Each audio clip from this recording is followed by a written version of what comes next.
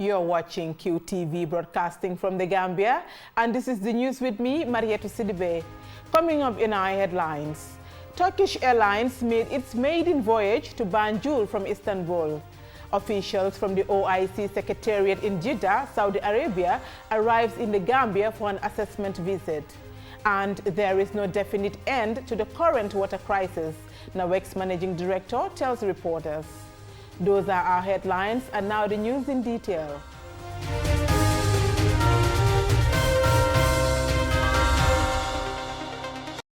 Turkish Airlines made its maiden voyage from Istanbul to Banjul early Monday morning.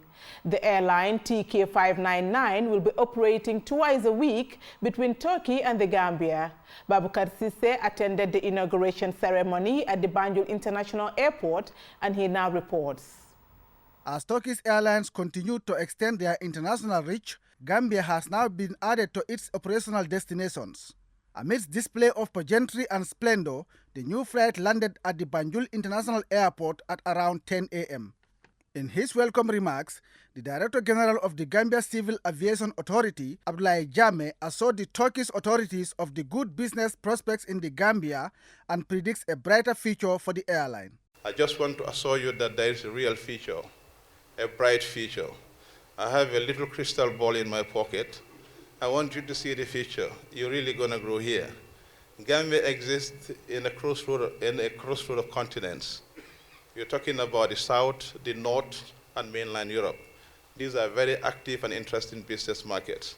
I also want to share with you that Banjul International Airport is also a last point of departure, meaning that you can stage flights from the Gambia to any point in the United States of America.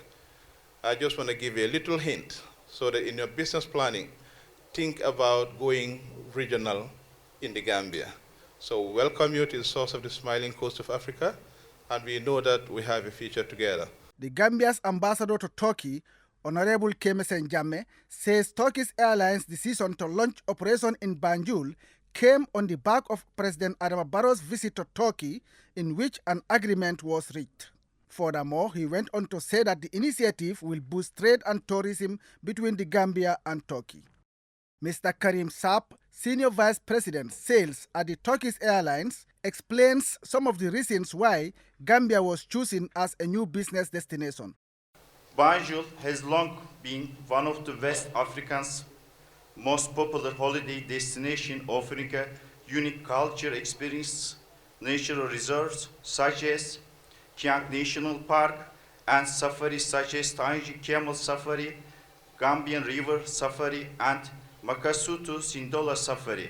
I am happy to announce that starting from 1st April 2019, we will increase the number of flights from 2 to 3 times per week.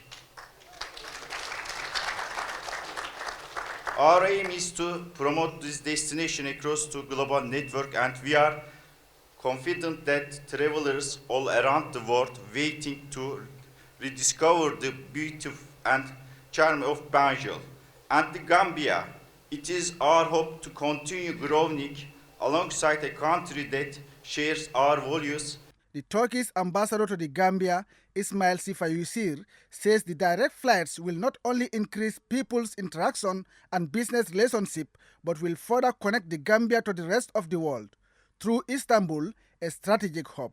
He also reiterated President Erdogan's commitment to strengthening bilateral ties between the Gambia and the African continent. Turkish Airlines is the national airline of Turkey and was established in 1933. Since its inception, it operates scheduled services to more than 300 destinations in over 120 countries, making it, according to its website, the largest carrier in the world by a number of passenger destinations. Babukar Sisse, QTV News. Officials from the OIC Secretariat in Jeddah, Saudi Arabia, are in the Gambia to assess the preparedness of the country for the upcoming OIC Islamic Summit Conference scheduled for November 2019. Officials from the OIC Secretariat in Jeddah, Saudi Arabia, pay a visit to the Gambia to assess the preparedness of the country for the upcoming OIC Islamic Summit Conference scheduled for November 2019. The OIC technical team met the Chief Executive Officer of the Gambia OIC Secretariat, Lamin Sane, and his team for presentations on the various infrastructural projects that the local secretariat has undertaken to prepare for the summit. You must be aware that we are part of the OIC family, and the OIC has a general secretariat in Saudi Arabia, and they are the ones that are coming to organize the summit in Banjul. We are hosted. I think the mission is to just visit after their last visit was in February, to see our state of readiness and our programs, to discuss some of the technical areas, if we have any issues that they can intervene to support us more also on the resource mobilization. When asked whether the infrastructural projects will be completed in time for next year's summit, Mr. Sane described the current status of the organization. Yes, we want to do the best we can in terms of building this infrastructure. And that means it takes time to get to the bottom, look at the options you have.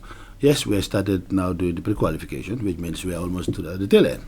Now, after the pre-qualification stage, we will now have the evaluation done by a very technical team that has already been just set up last week. They will review both the consultants and the contractors, and then the shortlist, which will be presented to the board for approval in terms of the implementation. The OIC Gambia CEO also made mention of the much-discussed Sting Corner Airport Junction Highway expansion and explained some of the organizational details and technicalities involved in defining the buffer zone. Now, on the marking on the walls and stuff, those are just the first phase. There's a technical team that looks at this.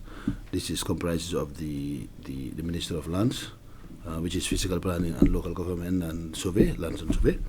Then you have the NRA, I think they are the chair of that committee. Then you have NAWEC, GAMTEL, you have NEA, you have the KMC, Birkama Area Council, you have the police. So it's a very, very technical team that has sat and reviewed the master plan that was in place, and the decision was taken that we will have to go with the best. While expressing confidence that they are on track to completing a number of the priority projects in order to host next year's summit, the OIC CEO said that the OIC is also using the event to support the National Development Plan. Well, you know, the infrastructure projects are good for Gambia, but it's not necessarily a requirement for us to host the summit. Like I said several times, we are using the summit to mobilize resources to support the NDP to improve our infrastructure. Mr. Sane went on to say that the OIC officials were impressed with both the Gambia's progress with the preparations and the goals that the Secretariat has set in order to host a successful summit. Lassana Tunkara, QTV News. There is no definite end to the current water crisis which has hit the residents of the Greater Banjul, NAWEC Managing Director Baba Fatajo told reporters at a press conference.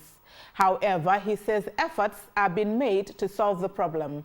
Aliou Cisse reports. The press conference held at the NAWEC head office in Kanifing was meant to update the public through the media on what NAWEC is doing to solve the water and electricity problems within the Greater Banjul area, but also to share with the customers the challenges faced. Many communities within the GBA have over the years complained of inadequate supply of water and electricity, which are basic human rights. This has continued despite numerous promises from the company to address the problems. NAWEC's MD Baba Fatajo admitted there are challenges impeding effective service delivery. This, according to him, have actually compounded the problems. Key among the reasons for the challenges in the supply of water was the damage caused to one of NAWEC's boreholes in Brikama. The suspect has since been apprehended and helping the police in their investigation. We just want to still apologize to our valid customers that we still have these challenges. It may take some time before we can really,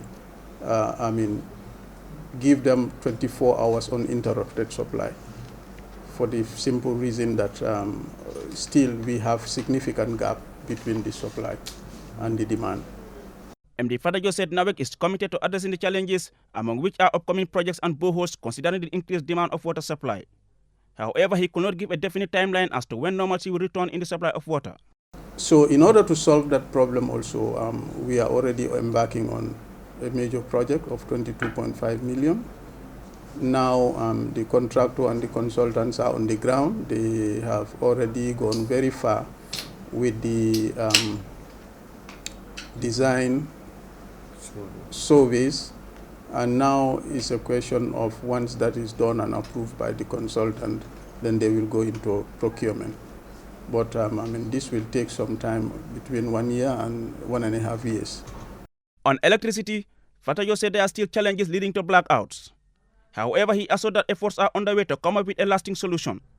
According to him, NAWEC has started a project of $121 million and have also negotiated with partners for a project called Access Project worth over $60 million.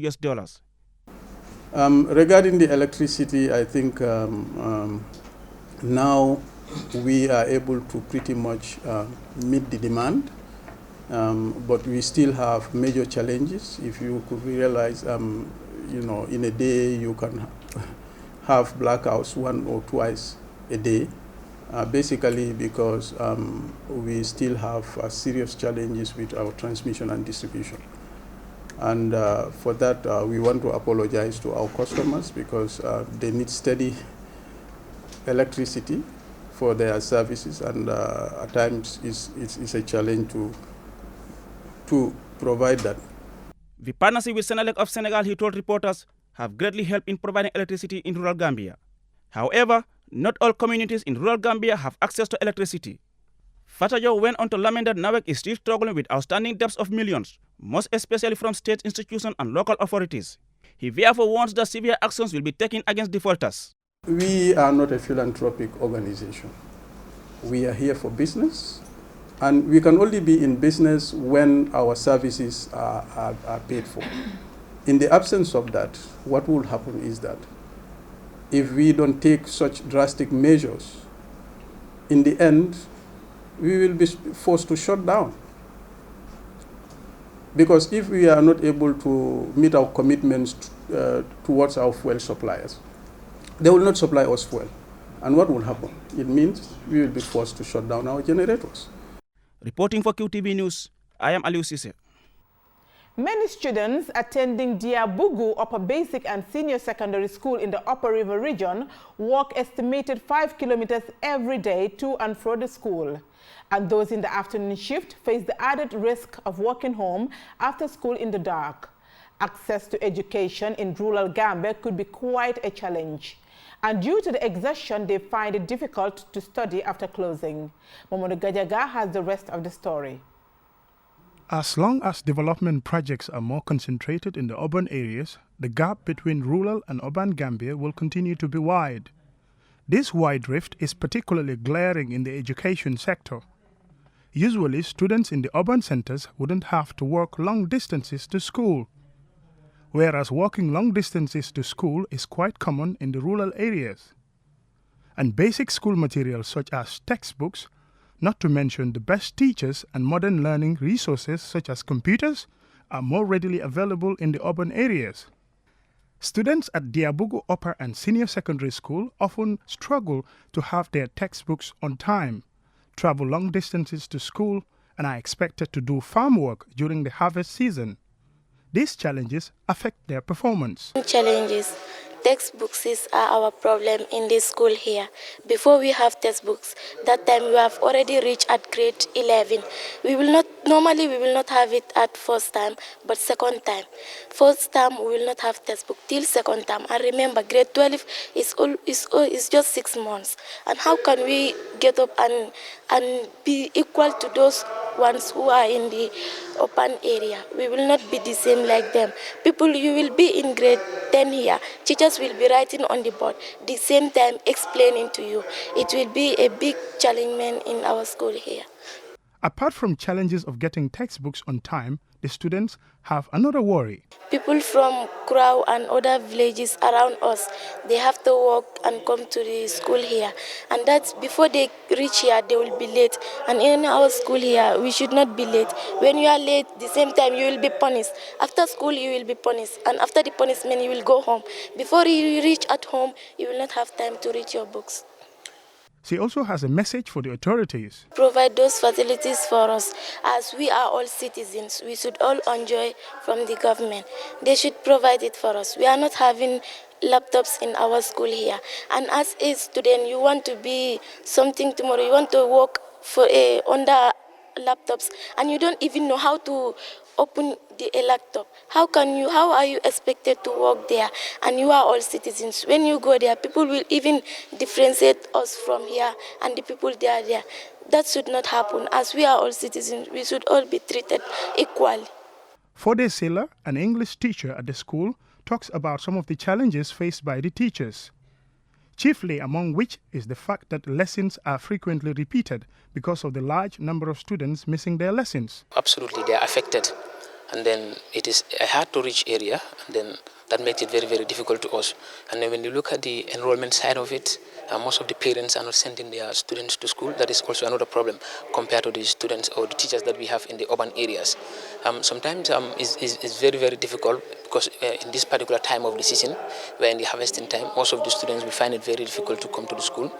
And then that also affects you in terms of teaching your curriculum, because once you teach a particular topic and then considering the number of students that are present in that school, in that class, if many of them or 75% of them are absent or do not come to school on time, it will make you to repeat that same lesson because 75% of the students haven't understood. They were not there, that is why they did not understand. So that makes it very, very difficult for us, yes. Mr. Silla said unless something is done, students in urban areas will continue to have better chances of getting quality education over their rural fellow citizens. There is a huge, huge gap. That's a huge, huge gap. When you look at urban areas, there are a lot of necessities that they enjoy. There are a lot of rights that they enjoy, and compared to the students that we have here in the rural area. When you look at students in the urban area, what the most important thing there is transportation. It's always easy for them. But we have some of our students who come from at least 3 kilometers away from the school. We have a lot of catchment areas, and then it is the only senior secondary school that we have in this district. So it makes other students from other parts of the village to either come and then stay here. So when you look at the guidance, it's sometimes always a problem. Most of the students do not have any place to stay here in this particular village. So always they find it very, very difficult in order to attend school here. Sometimes others will even like to go to the urban area because of the issue of guidance and then the traveling issue. So that is a very, very big problem here. Okay. Mamudu Gajaga, QTV News. Riders for Health, the Gambia, today commenced a one-week international training program on transport asset management.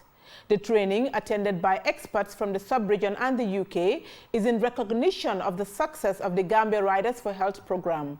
Sergio Brito tells us more. The training program, which is also part of Riders for Health's continued commitment to growth and excellence in their respective country programs, brought together personnel from the United Kingdom, Lesotho, Malawi, Nigeria and the Gambia, with a focus on transport asset management, which is also the organization's flagship model. The organization began working in the Gambia back in 1997 and progressed to the signing of an MOU in 2001 with the Ministry of Health and Social Welfare to manage their fleet of vehicles. Following signing of the Transport Asset Management Contract, Permanent Secretary, Ministry of Health and Social Welfare, Dauda Sise, said the ministry has seen tremendous achievements, especially in childhood and antenatal immunization coverage, increased referrals, increase in outreach clinics, amongst others. Sise added that the Gambia will be celebrating 10 years of successful implementation of the Transport Asset Management Program, and it is therefore apt that you are holding a refresher training in the Gambia here on time. Systems which, although are dynamic, should be constantly reviewed with a view to improving upon them. I am pleased to note that the heads of riders program in Nigeria, Lesotho, Malawi, as well as the Gambian team are expected to critically review the term systems. Your shared experiences, especially your successes and challenges, will be of immense benefit to each of you. The training is described as a sustainability seminar, something the founder of the organization, Barry Coleman, said is a big issue for everybody around the world, and in this case, the Gambian team have succeeded in developing over the years a very effective system for maintaining vehicles so they don't break down and that they run at the lowest possible cost in the interest of delivering health care to the country. But things change, new technologies arise and new challenges arise.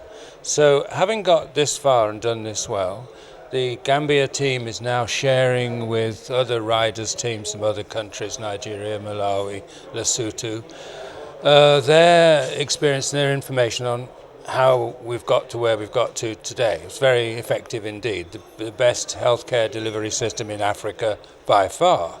Country Director for Nigeria, AJ Kajode, said him and his team are here to learn from what their Gambian counterparts have achieved over the years, and this is amongst the key things he will be looking at. So what we will be looking at is how to replicate the same system we have in the Gambia in other countries like Malawi, Lesotho, Nigeria. The Gambia has done it so well that we want to take away their key points and learn a lot from what they have done. QTV News, I am Saja Brito. The people of the provincial town of Basse have made their submissions against the appointment and involvement of local government authorities in politics. They were speaking during a consultation meeting with the Constitution Review Commission officials. And Sumana Esonyasi reports from Basse. The appointment of traditional leaders was among the many topics discussed at the CRC's public consultation meeting held in Basse. According to the 1997 Constitution, traditional leaders like chiefs are directly appointed by the president. But among the questions raised is whether the current local government structures in the 1997 Constitution is adequate, and should there be provision in the new Constitution prohibiting traditional leaders from engaging in partisan politics. Mariama Trawala is the women representative at the Basse Area Council. Mamadi Sise is the regional youth chairperson for Upper River Region, and Yuba Jawara, deputy chairperson for Basse Area Council, all support the enactment of provisions barring the appointment of traditional leaders by the executive and their direct involvement in partisan politics. We will not support them. We will never support them to involve themselves in politics because they will not be loyal to the politicians as they should be. To avoid politics completely is absolutely not, which I can quite agree with it. Traditional leaders like Alcalo in the community should resist himself not to fully participate in politics, but I'm not even abiding of maintaining a traditional leader of a chief not to be non-political. Should be elected, and when we talk about election here, we are talking about politics. So that's a different thing. But Alcalos in the community, as far as they are living with a monarch system and then inheritance, so we need to make sure that they need to resist and distance themselves from totally involvement publicly in politics. They shouldn't involve in politics, and they should not be appointed by the president. Because if you said they shouldn't involve in politics, and at the same time you give the president right to appoint them and dismiss them, the president is going to use them for his own political agenda. So, for my opinion, is they should have an independent elders commission in every district. Those people will be responsible of appointing the chiefs, and chiefs also should go for should serve for lifetime. And then also it should rotate among the tribes or tribals line within that district. That's my opinion. Seni Kanute is the councillor for Basse Ward, and he also holds the opinion that traditional leaders should not be engaged in partisan politics. I will definitely support the removal of chiefs and alcalos, like to be voted in, sort of. Like let them, they are traditional leaders, so let them just be selected like it used to be in our traditions. But if you want to go into like people to be voting for them to take charge in offices, definitely it will not going to be cost effective on the government. At the same time, it's going to bring a lot of disturbances in the country. So I guess if they are just selected as the norms and according to the norms and values, then that's okay. In my opinion, from the governor, Alcalo, and the chiefs should not be involved in politics. Let them just be a referee, sort of, and stay away from it. Yeah, that will definitely create a very vibrant and clear, level playing field environment. Mudu Seluba urged officials of the Constitutional Review Commission to, upon completion of their work, distribute copies of the draft constitution for all to have a look at it before it's adopted by Gambians in a general referendum. And Sumana Sonyasi, QTV News, Basse. The Gambia Hilfi, a Christian health organization based in Germany, has donated learning tools to students of the Gambia Technical Training Institute Annex in Banjul. Ibrahim Balde reports. The reason for this donation is to help the students get better skills in their field of study. The donated tools include welding tools, carpentry, and construction equipment. It is expected to help the beneficiaries in the practical aspect of their study. The Director General of GTTI was represented at the presentation ceremony by Mr. Badulum. The management of the Gambia Technical Training Institute, along with the entire GTTI Board of Governors, have conveyed through me the profound gratitude and appreciation to the Gambia Hilfe. The Gambia Hilfe is indeed a good friend and a partner of GTTI. And this is manifested by the donation of these materials, which cost hundreds of thousands of dollars. Please be assured that these donated items would be put in good use. It will go a long way in enhancing the learning experience of the GTTI students. He also expressed how the donated tools will contribute to the development of students' career and urged all students to make good use of the donated tools. Speaking at the presentation ceremony, the vice president of the NGO, Johan Zoj, expressed gratitude and is hoping for a long relationship. Thank you very much for your warm welcome here at the GTTI Banjul Annex. I'm very happy to see you all, to have so a lot of interest because of our organization and about us as our people. And we hope that we can do a lot for the future of your future into the Gambia. And we hope that all the materials you can see here and all the materials we sent the last years. So my first visit to Banjul GTT Annex was in 2010, I think. So we hope that we can do a lot of help for you and for a better future. Anthony Blaine is the coordinator of the Gambia Hilfi. It gives me a great pleasure and honor as the coordinator of Gambia Hilfi, which means Help for Gambia. GTTI is only one of our educational projects in the Gambia.